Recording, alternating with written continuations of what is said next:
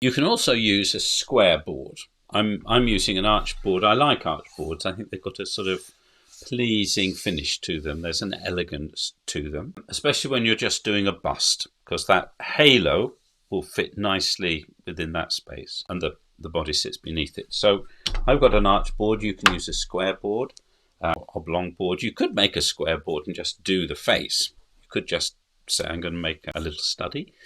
So rather than trying to do everything, you could just cut it down and just do the face. But use the proportions that you've been given here to work out a pleasing arrangement. So if you do a square board, you need to leave a little space between the halo and the edge, and you need to do the same at the bottom. So you proportionately place your composition. So don't just fill the board. The space needs to breathe with the image.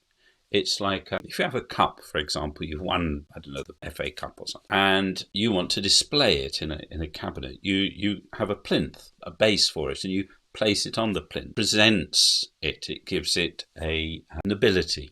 So in the same way, when you're designing the size of your board and the proportions of your image, you need them to speak. The board is there to serve the saint. The icon serves the saint. It is the door that opens the presence of the holy person into the world in which we live. So this is going to be a threshold on which somebody in prayer can encounter Raphael and ask for his help, thank him for his assistance and so on. So it's important to understand how the board works. Sometimes people take a board and they say, oh, I'll put the head in the middle. Well, if you're dealing with, say, a rectangular shape and you put it in the middle, it looks like it's sinking. It really needs to be placed up into the upper half of the rectangle and really held by the proportions of the width to the length, and then, as it were, the bit at the bottom sort of holding it. So, anyway, I've done that work for you. You can use the template and enlarge it and shrink it as you need to do, using a photocopier or something like that. Or indeed, if I remember, I'll put the actual digital file for you, and so you can put that in your computer and you set it to the size that fits your board. So it's all sort of done for you. So once you've set it to size, printed out your geometry, and then taken a nice piece of either drafting paper or tracing paper, you then need to make sure that you fix it in place, because one of the annoying things is paper does slip, and so your nicely proportioned figure sort of, his chin goes out or his eye is in the wrong place. Now it's very easy to do that anyway, but even more so if you've not fixed your papers together. So the first thing I'm going to do is I'm going to just take those two. I'm just putting a little bit of masking tape, because it comes off nice and easy. So now my drawing is nicely in place. So next thing to do is pencils. Now I've got my pencil set here. As you can see, it's pretty well used. I'm going to use primarily an HB or a B and a 2H. I find the combination of those two, it works really well. I could add to that a really soft pencil. So, for example, a 3B or even a 7B that I've got here. I'm going to stick with just using these two today, because if I use a really light pencil, you're probably not going to see it on the camera.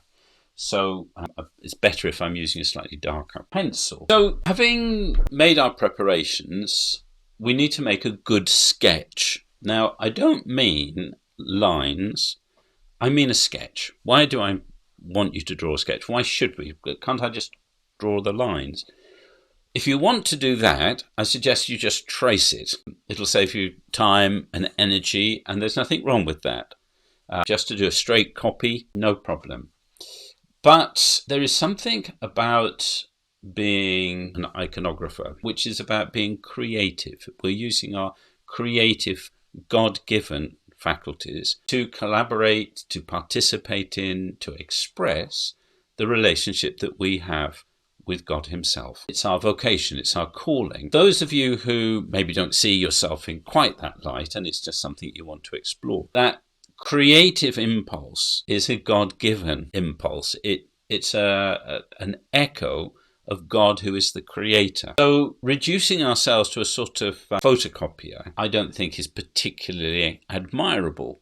We should be using our creative faculties to the greatest of our ability. Now, it may be that the level that you're at, you're just beginning, maybe all the drawing is going to be too much, in which case you can skip this section and you'll just use this existing model and stick to that. Nothing wrong with that.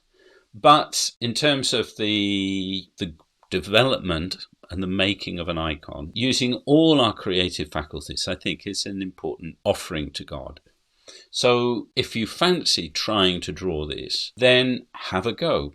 If it's a disaster, doesn't matter, you could go back and use the original and just trace it and then use that as your design. But for those of us who've got some more experience, then it's maybe important for us to actually draw this so that we're really making our icons fully breathed by God, that God's really breathing through this. The Holy Spirit is really involved in every part of its creation.